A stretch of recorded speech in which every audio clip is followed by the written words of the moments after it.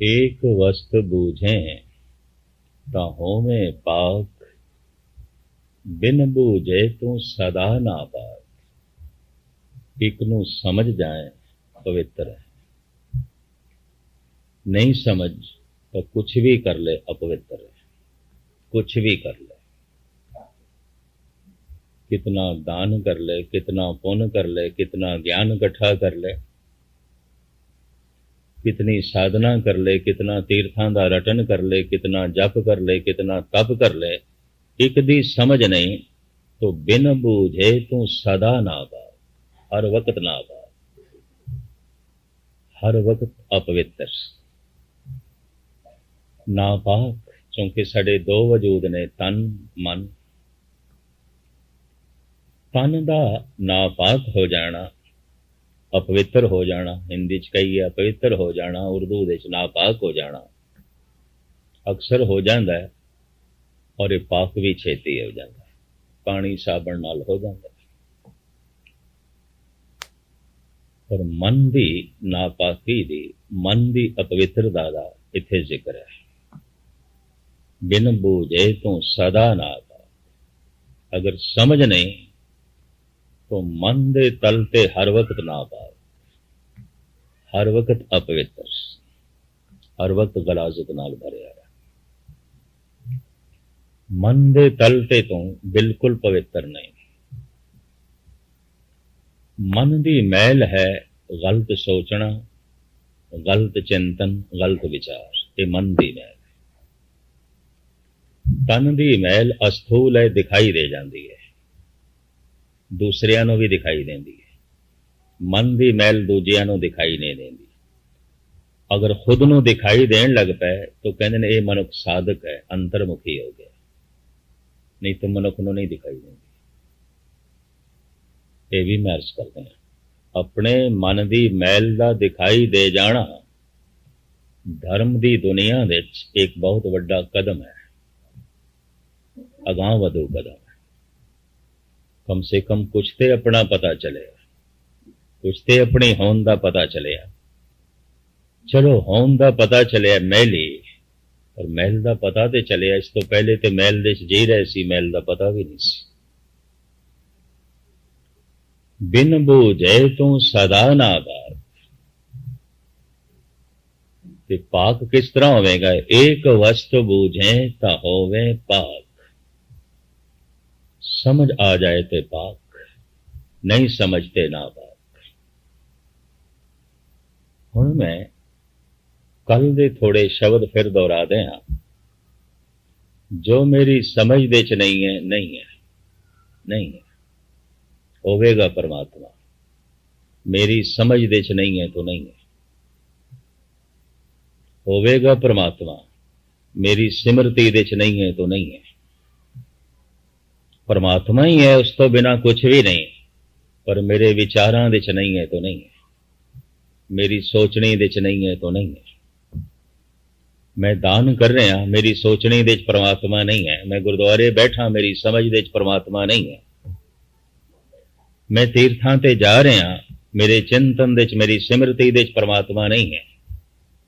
मैं पाठ कर रहा, मैं पूजा कर रहा, मैं नमाज पढ़ रहा, पर मेरे किसी भी कर्म दे च ना परमात्मा दी विचार, ना परमात्मा दी समझ, ना परमात्मा दी सिमरती। तो जो मेरी सिमरती दे च नहीं है, नहीं है। जो मेरी समझ दे च नहीं है, नहीं है। जो मेरे चेते दे च नहीं है, नहीं है। चाहे मैं कितना भी धार्मिक आडंबर करा, समझ तो बिना, सिमरती तो बिना धर्म दे हर कर्म नूं फोका कर्म कांड कहंदे, व्यर्थ दा कर्म कांड। इसनूं भगत कबीर इंज कहंदे ने, ऐसो अचरज देखियो कबीर, दद के भोले बिरोले नीर। बड़ा आश्चर्य देखिया मैं, कबीर कहंदे ने, दुनिया दही दे भुलेखे च पानी पे रिड़कदी। पानी रिड़कना की है? जो वास्तविक धार्मिक कर्म नहीं है उन्होंने धार्मिक कर्म जान के करी जाती है। और जब सारी जिंदगी इस तरह के धार्मिक कर्म कर दे ने ते मक्खन हथ नहीं लगता, नाम का रस नहीं मिलता। तो मैं अर्ज करा इस तरह के मनुख ही नास्तिक होंगे ने, आस्तिक ही नास्तिक होंगे। और आस्तिक जिस ढंग नाल नास्तिक होंदा फिर उन्होंने आस्तिक बनाना भी औखा होंदा है। ये भी मैं अर्ज कर झूम झूम के आशा दीवार का कीर्तन सुनने वाले मनुख हुण मैं देखे ने गुरुद्वारे च कदी वड़दे भी नहीं, ऐसे भी देखे ने, वो भी देखे न अमृत वेले उठ के सारी साधना करने वाले, हुण उन्हां लई ये सब बच्चियां दा खेल है, कुछ भी नहीं। परोपकार करना, सेवा करनी, आज इस तरह की कोई उत्साह उमंग उन्हां दे अंदर नहीं रहा। कारण मैं एक दफा फिर दोहरा दिया, जो मेरी समझ दे च नहीं है, नहीं है। जो मेरी सिमरती दे च नहीं है, नहीं है। जो मेरे चेते दे च नहीं है, नहीं है। होवेगा, होवेगा परमात्मा, इंज कह ले है ही परमात्मा, उस तो बिना कुछ भी नहीं। पर मेरी समझ दे च नहीं है तो नहीं है, मेरी सिमरती दे च नहीं है तो नहीं है। तो खेड़ ते सारी समझ दी है। आप दी ज्ञात लई अर्ज करा, धन गुरु ग्रंथ साहब जी महाराज नूं सजदा करना, मत्था टेकना, ज्ञान नूं मत्था टेकना, ये तो ज्ञान दे स्वरूप ने, विचार दे स्वरूप ने। और गुरु घर दे च विचार दी ही प्रधानता है। अमृत वेला सच नाउ वडियाई विचार। तो अमृत वेले उठ के उस वड्डे दियां वडियाइयां नूं अपने विचार मंडल दे च लिया, अपनी सोच मंडल दे च लिया, अपने चेते दे च लिया।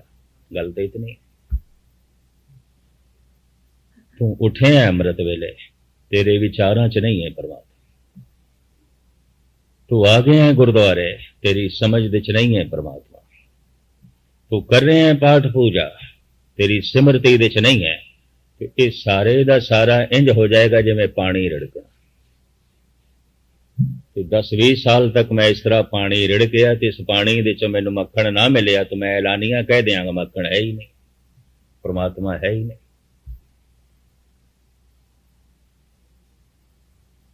केशव चंद्र बंगाल का एक प्रसिद्ध लिखारी दार्शनिक चिंतक बड़ी साधना करता हुंदा सी, बड़ा जप तप करता हुंदा सी। ऐसा केड़ा कर्म कांड है उसने नहीं कीता। 88 तीर्थां ते गया और जिंदगी जद भी कुंभ आया कुंभ दे इशनान करन गया, कुंभी ते इशनान करन गया, माघ दा इशनान करन गया प्रयागराज। ऐसा केड़ा कर्म कांड होवेगा जिहड़ा उसने नहीं कीता। और आप सुन के हैरान होवोगे, बंगाल दा चोटी दा नास्तिक मनुख, उन्हें नास्तिकता ते किताबां लिखियां, कोई ईश्वर नहीं। वक्त ना जाया करो, अपनी जीवन शक्ति नूं नष्ट ना करो, अपनी दिमागी शक्ति नूं नष्ट ना करो, अपनी शरीरक शक्ति दे नाल कुछ होर तामीरी काम करो जो है ही नहीं। ओदी तलाश दे समा क्यों बर्बाद करते, है ही नहीं। और उन्होंने पूछिए, तू तो 40-45 साल ही करता रहा। काश अगर समझ होवे तो हर कर्म बंदगी बन सकता है। समझ होवे तो महर्ष करा हर कदम परमात्मा दे मार्ग दे चलदा होया कदम हो सकता है। समझ होवे ते हथ जो कुछ भी करनगे सेवा है। अगर समझ है तो मनुख परिवार दे च बैठा होया भी गुरुद्वारे च बैठा है, समझ नहीं है तो गुरुद्वारे दे च बैठा होया भी बाजार दे च बैठा है। ये भी महर्ष कर दे।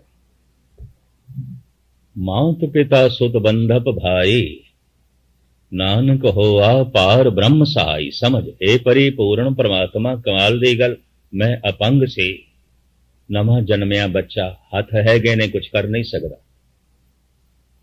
पैर हैगे ने चल नहीं सकता, जबान है बोल नहीं सकता, कन हैगे ने सही सुन नहीं सकता, दिमाग है समझ नहीं सकता।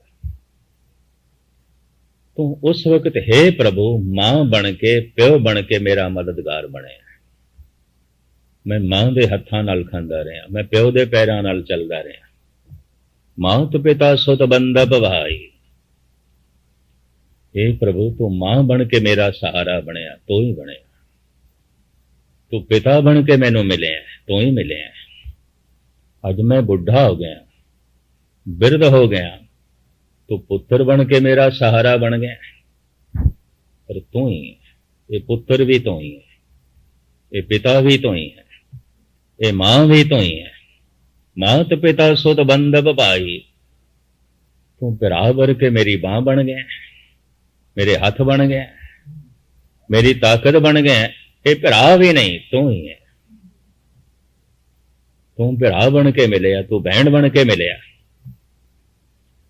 और गुरबाणी च बड़ा खुला खुलासा है, तू पति बन के मिले हैं, तू पत्नी बन के मिले। ये भी मैं अर्ज करा, हिंदुस्तान ने तो बड़ा भारी तजर्बा किया कि जो स्त्री है पति नूं परमात्मा आखे, ते जिहड़ा पति है वह पत्नी नूं देवी आखे। हिंदुस्तान ने तो बड़ा तजर्बा किया इस गल का। किथे देवियां नूं लभना, पत्नी नूं देवी आख। किथे परमात्मा नूं लभना, पति नूं परमात्मा आख। पति परमात्मा दिखाई दे रहा, पत्नी देवी दिखाई दे रही। घर ते हरि मंदिर बन गया, और किथे जाना है? किहड़े हरि मंदिर ते जाना है? घर हरि मंदिर बन गया, घर हरि मंदिर बन गया। पर मैं अर्ज करा, घर भूतनिया का भी बन सकता है। पति घर आए कि पत्नी नूं ऐसा महसूस होवे केड़ा चंडाल मेरे मथे लगे, गुस्ताखी माफ। कि पति नूं भी ऐसा महसूस होवे केड़ी डायण मेरे पल्ले पई है, कि किसी नरक दे जाण दी लोड़ नहीं, घर ही नरक। और घर किस तरह नरक बन जाता है? जै घर साध न सेविए, हर की सेवा ना है, ते घर मरहट सार के भूत पसे ते न बन जाता है। घर ऐसा हो जाता है। बहुते घर थानू नरक दिखाई देंगे। नरक किदे भगोलक दशा नहीं, कोई नक्शा लैके ना बैठ जाना नरक देखिए केड़ी थां ते है, ब्रह्मंड दे केड़ी थां ते होवेगा। जमीन दे उत्ते थानू नरकां दे दर्शन होणगे, जमीन दे उत्ते थानू स्वर्ग दे दर्शन होणगे। ये भी मैं कर। और नरक स्वर्ग मनुख दी मानसिक दशा है, ना पशुआं दी मानसिक दशा है, ना किसी होर दी। मनुख दी मानसिक दशा। आज्ञाकारी सुत हो और मिठ बोली नार, धन अपने संदोख मन ये चार सुरग संसार। सार कितावली दा करता कहंदा है, मन दे सकून है, प्रभु ते भरोसा है। हम ख्याल पत्नी है और सहमत होके चलन वाली औलाद है। उपजीविका चल सके इतना धन भी है कोल, और परम आनंद मिल सके, मन दे सकून भी है, संतोख भी है। कहते नहीं स्वर्ग दे च और केड़ा स्वर्ग होंदा, और किस नूं स्वर्ग कहंदे, और की स्वर्ग होंदा? सहमत होके चलन वाला परिवार दे कोई भी नहीं, सहमति किसी नाल भी नहीं, ना मेरी सहमति ना अगले की सहमति। ऐसा हो गए उपजीविका लई धन भी कोई नहीं, लोड़ां दी पूर्ति हो सके धन भी कोई नहीं, और बदकिस्मती मन दे सकून भी नहीं है, प्रभु ते भरोसा भी नहीं है। और केड़े नरक दे जाना है? बंदा नरक दे जी रहे।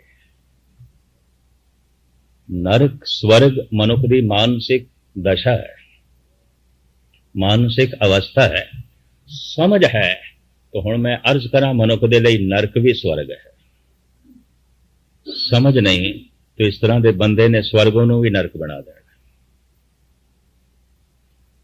मैं पढ़ रहा सी उस्ताद ज़ौक दी एक लंबी चौड़ी नज़म, उस दे च उसने जिहड़ा भाव दर्शाया है वही तुहाडे सामने मैं रखा। परशन नुमा लंबी चौड़ी उसकी नज़म। खुदा ज़ौक तो पुछदा है, दस ज़ौक तू दोज़ख दे च जाना पसंद करेगा कि बहिश्त दे च? जन्नत दे च जाना पसंद करेगा कि जहन्नुम दे च? तेरे ते छोड़ देना, तू चुन। इस तरह की खुल मैं अज तक किसी ने नहीं दी। और नज़म दे इस तरह लिखदा लंबा, तेनों खुल देने, तू जन्नत दे जाना पसंद करेगा कि जहन्नम दे च? तू दोज़ख दे जाना पसंद करेगा कि बहिश्त दे च? भाव तू स्वर्गां दे जाना चाहता है कि नरक दे च?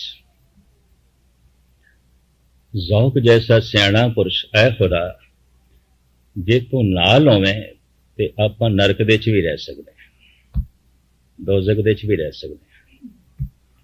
ਤੇ ਜੇ ਤੂੰ ਨਾਲ ਨਹੀਂ ਤਾਂ ਸਾਨੂੰ ਜੰਨਤ ਵੀ ਕਬੂਲ ਨਹੀਂ, ਸਾਨੂੰ ਬਹਿਸ਼ਤ ਵੀ ਕਬੂਲ ਨਹੀਂ। परमात्मा की समझ नहीं, परमात्मा की सूझ नहीं, परमात्मा की स्मृति नहीं, हर जन्नत जहन्नुम बन जाएगी, हर स्वर्ग नरक बन जाएगा, खुशियां गम बन जाएंगी। सूझ है, समझ है, स्मृति है तो मैं अर्ज करा हर नरक स्वर्ग बन जाएगा, हर जहन्नुम जन्नत दे तब्दील हो जाएगी। पर बंदे की मर्जी है जहन्नुम नो जन्नत बनाना है कि जन्नत नो जहन्नुम बनाना है। कुछ मनुख ऐसे ने कि ज़ौक कहता है एक हम है लिया अपनी ही सूरत को बिगाड़, एक वो है जिन्हें तस्वीर बना दी है। एक ते ओ ने जो बड़ी सोहनी तस्वीर बना लेंदे ने, एक मैं आके बनी बनाई तस्वीर भी बिगाड़ के बैठ गया। कुछ तो ओ ने अपने घर में भी गुरु जैसा पवित्र बना देंगे, गुरुद्वारे जैसा पवित्र बना देंगे ने, और कुछ ऐसे ने गुरुद्वारियां भी अपने घर तो भी ज्यादा पवित्र कर छड़ते।